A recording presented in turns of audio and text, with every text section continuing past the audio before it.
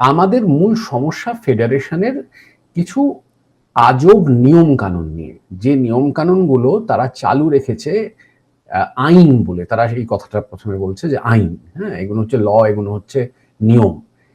এটা ভুলে গিয়ে যে ট্রেড ইউনিয়ন কোনো আইন তৈরি করতে পারে না। এটা একটা ট্রেড ইউনিয়ন, আমরাও একটা ট্রেড ইউনিয়ন, ওরাও একটা ট্রেড ইউনিয়ন। ওরা মনে আচ্ছা। করে যে ওরা একটা ছাতা, যে আমব্রেলা বডিটা, সেটা বোধহয় হায়ারার্কিক্যালি বাকি ট্রেড ইউনিয়নের উপরে। ব্যাপারটা সেরকমও নয়। হ্যাঁ, আইনের চোখে কেউ কারোর উপরে কোনো হায়ারার্কি নেই, উপরে নিচে কিছু নেই। আইনের চোখে একটা সেন্ট্রাল মাদার বডিতে অ্যাফিলিয়েশন লাগে।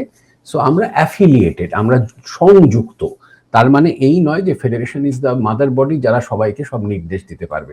কিন্তু ভার্চুয়ালি বিষয়টা তীব্র, মানে রাজনীতিকরণ বলবো না, তীব্র ওই মানে দলীয় রাজনীতির ছাতার তলায় নিয়ে আসার ফলে যে ঘটনাটা ঘটেছে, একটা আজব হায়ারার্কি তৈরি হয়েছে। সেখান থেকে মানে ইতিমধ্যেই কিছু তুগলকি নিয়ম ছিল, সেগুলোকে আরো কড়াভাবে সেগুলোকে মানে কি বলবো ইমপ্লিমেন্ট করা হয়েছে, এবং আরো নতুন একগুচ্ছের নিয়ম তৈরি করা হয়েছে। তারা মনে করতে শুরু করেছে যে তারা হচ্ছে একটা ইন্ডাস্ট্রি রেগুলেটরি বডি।